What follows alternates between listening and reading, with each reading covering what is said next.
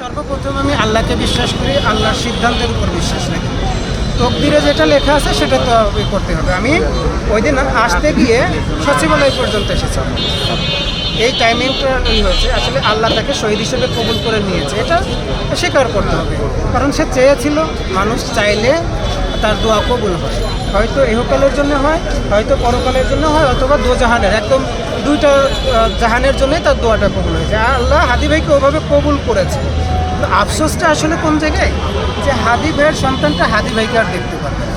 আমাদের আফসোসটা হয় হাদি ভাইয়ের কণ্ঠস্বরটা আমরা আর কোনদিন শুনতে পারবো না।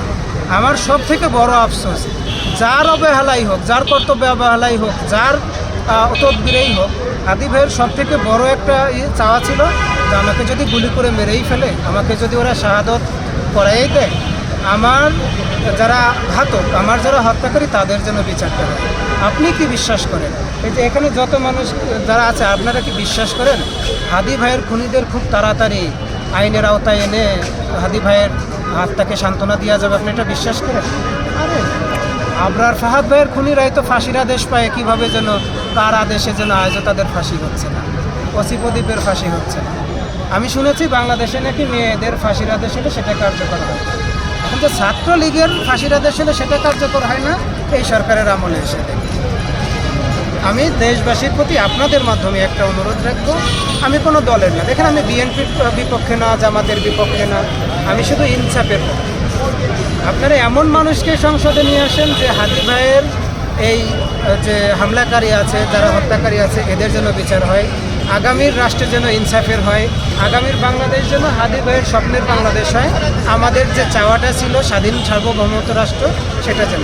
সর্বশেষ যে প্রশ্নটি করবো, যে আসলে এই হত্যাকাণ্ডকে সবাই ভাবছে, আপনি ভাবছেন যে একটা বৃহৎ পরিকল্পনার অংশ, একটি ধরেন আপনার মানে একটা বড় ধরনের কিলিং।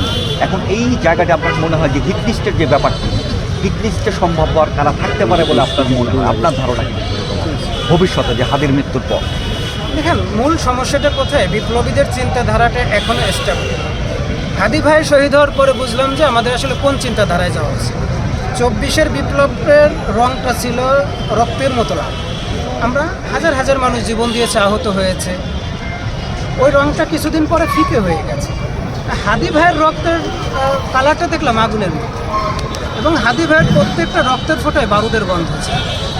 আমরা বিপ্লবীরা যদি হাদি ভাই শহীদ হওয়ার পরেও এটা চিন্তা করি আমি হিট লিস্টে আছি, আমার একা বেরোনো সম্ভব হবে না, আমার মনে হয় এখানে যাওয়া সম্ভব হবে না, এই বিপ্লবের দরকার।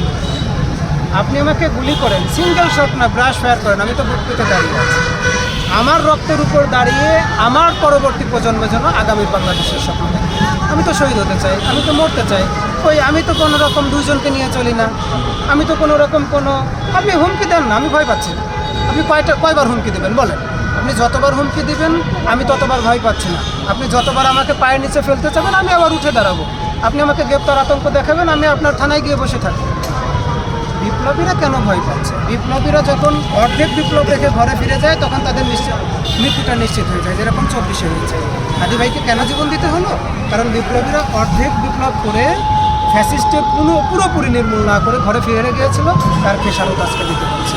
হাদি ভাইয়ের শহীদ হওয়ার পরে হাদি ভাইয়ের রক্তের শপথ মৃত্যু না হওয়া পর্যন্ত এবং এই বিপ্লবকে পরিপূর্ণ না করা পর্যন্ত, ইনসাফের বাংলাদেশ না গড়া পর্যন্ত ঘরে ফিরবো না, ঘরে ফিরবো না, ঘরে ফিরবো না।